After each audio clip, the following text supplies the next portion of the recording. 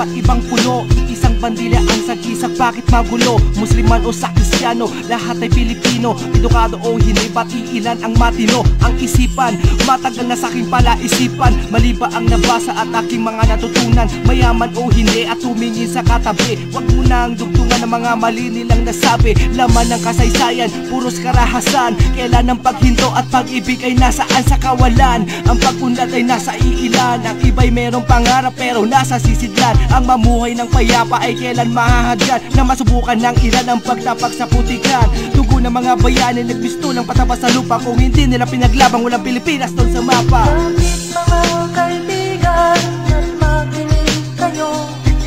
Ako'y may daladalang balita galing sa bayan ko. Nais kong ipamahagi ang mga kwento at mga pangyayaring nagaganap sa lupa ng ako. Kahirapan natatamo ng bansang Pilipinas, parang isang papel na inyong pinipilas na lalagas. Unti-unti ang mga kababayan upang kanilang pamilya maahon sa kahirapan. Pilipino tayong lahat, ngunit bakit ganon?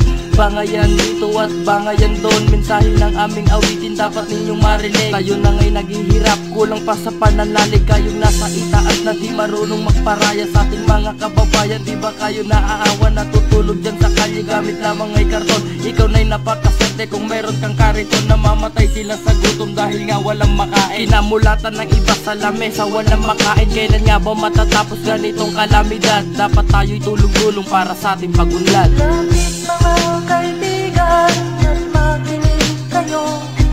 Ako'y may daladalang balita galing sa bayan ko.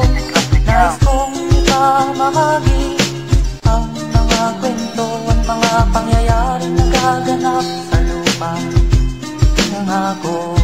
Bansa ko na sinilangan, Pilipinas ang pangalan. Dito ko malamang dyan at namulat ang isipan sa balikong pamamalakad ng ating gobyerno. Puro na lang pangako na lagi napapako. Pag sila na'y nakaupo, wala nang ibang ginawa. Pera ng ating kaban ng kanilang inumula.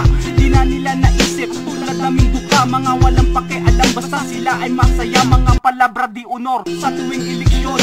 Salitang binitiwan, wala pa rin hanggang ngayon. Napakadaming mamamayan ang walang trabaho, kahit tapos sa pag-aaral wala pa rin asenso. Bakit pa umupo sa peso, hindi ka nababagay? Kung ang alam mo lang sa bulsa'y maglagay. Hanggang kailan pa ba ang ganitong pamamalakad? Inaasam na pag-udlad, ito pa ba'y matutupad?